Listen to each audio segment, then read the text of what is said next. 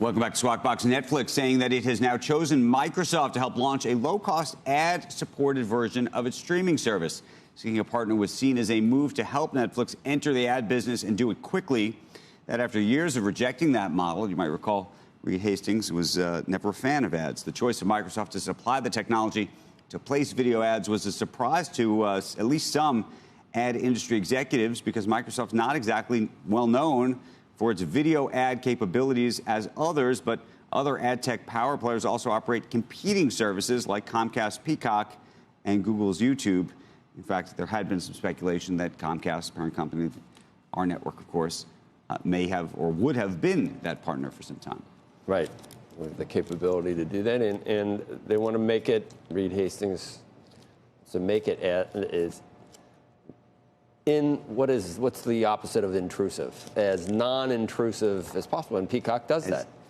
Inconspicuous. Yeah, it's what's the most you see? Maybe 90 seconds. Not usually. There's a little thing. It's usually 60 seconds, maybe even less. In the beginning. Why do they ramp it up a little? Well, no. If you're, there was a period of time we had the ad-supported Hulu. Yeah. And you know, they'd run an ad in the beginning, and then maybe they'd do one or two in between. There'll be slight breaks, but they're never intrusive. For me, anyway, it's like 60 seconds I don't care about. Interestingly, 3 and 4 minutes the is big what issue, gets and I'm sure you saw this in the Wall Street Journal yesterday, there's a bunch of content companies that have licensed their shows to Netflix over the years. In those contracts, it's unclear whether you can actually insert ads into the shows. Yeah.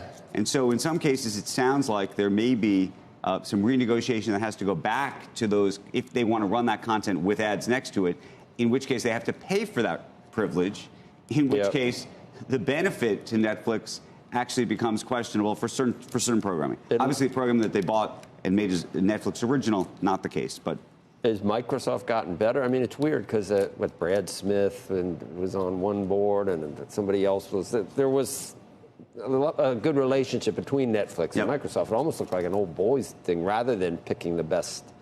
But maybe Microsoft's gotten better at doing it. Google would have been good, but then once again, you're competing with YouTube. So and I don't know if Netflix is already on Azure as a cloud service in terms of what's actually powering the back end of these things. Did you tell me to watch Staircase, or you just mentioned it? I told you that I thought it's a drama. It's a dramatization of the other thing that I actually saw. How do they decide whether he did it or not? Do they decide that he did do it or that he didn't do it? First of all, because he did it. We cannot tell. Because he did do it. Do they have an owl coming down? We cannot tell anybody what actually happened. You don't want to ruin it for the viewer. Oh, I just don't know how they would do it. I don't know how you dramatize something that you don't really know what happened, because people are so good. It is? It was. You didn't watch the other one, though, to see what the guy's really like. The documentary on Netflix. You did watch. The documentary on Netflix. Which did you watch? I've seen both. You have? I have. A little bit too much Staircase. Okay. But the drama, I thought, was actually probably better than the on the fictional side.